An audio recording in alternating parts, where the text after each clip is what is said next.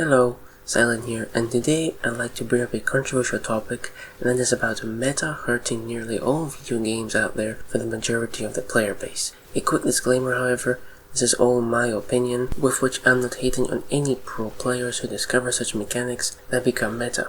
Let's get into it. Now, let's quickly cover what meta actually is. Meta is the term used to describe some sort of mechanic, combination, or just an item that its performance outclasses majority, if not all other factors within a game. Basically, how to play the game with its best effective strategies. This meta is formed by players within their communities sometime after the game launch, or in your patch release.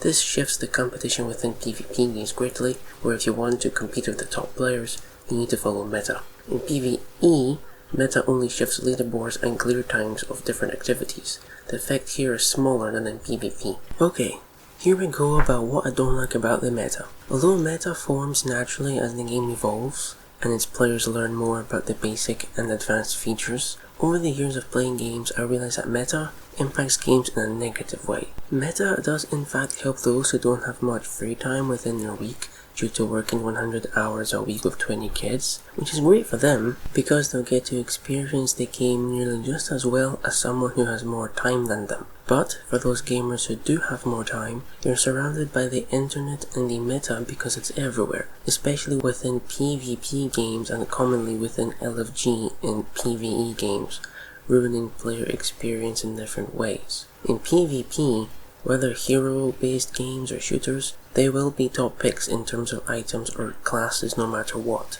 Even if you want to play with your favorite classes or weapons, toxicity caused by meta and in-game chat will remind you that you can't do that. Being called trash because that gun is not meta will lower the player's enjoyment and possibly ruining the outcome of the match, according to the toxic players who abuse meta all day long. Yes, you can play with whatever you want, and not every time toxic players will be around, but if you want to be on top, you have to follow the shepherd.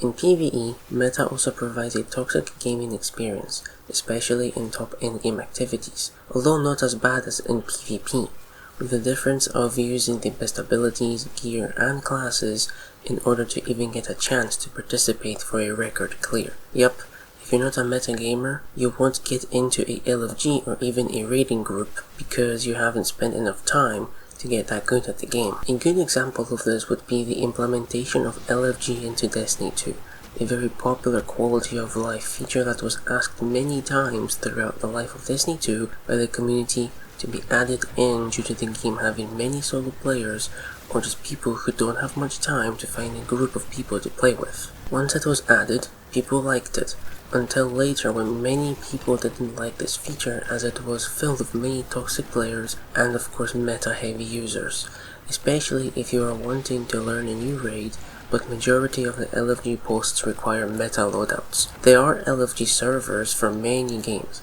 not just Destiny 2, but will the player look for one after having such a bad experience with the endgame LFG system? Everyone would love to beat the hardest content in the game or be the best in PvP, but the meta limits that too much, even hurting the player's experience.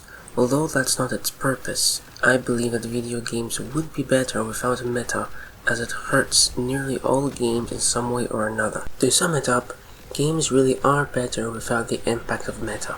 Games without meta is impossible. Once you know it, you can't forget but to adapt. But it can be limited for those who still want to enjoy games without having it ruined by the meta approach by the community within the game you're playing. It's been around since games became a thing, but majority of players didn't know about it because it was spoke about within their little communities. Now with the internet being nice and big, meta is everywhere to be found. For a year now, I've been avoiding the meta by reading less guides and trying to figure things out myself. By doing that, I've enjoyed games far more than before, as I believe everyone at one point used to follow meta, even in PvP, which I'm not a fan of. I started to enjoy it a bit more. I think that if players expose themselves less to the meta on the internet, they will learn more about the game themselves, allowing you to help others with richer understanding and creating more stronger memories of the game, rather than copying someone else's homework just to have fun, which is what meta is in games now.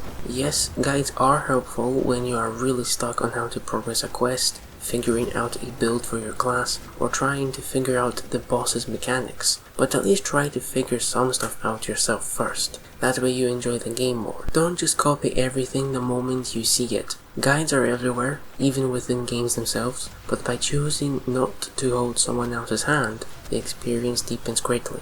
And when you kill that boss after learning the encounter for an hour, but not looking up any guides, you will feel far more accomplished than if you did read it all before the fight. Although you can't get rid of meta, limiting the exposure to it enhances the gaming experience greatly. And that's what I'd like for more players to do. Not saying you shouldn't be watching guides anymore, but it's something worth thinking about.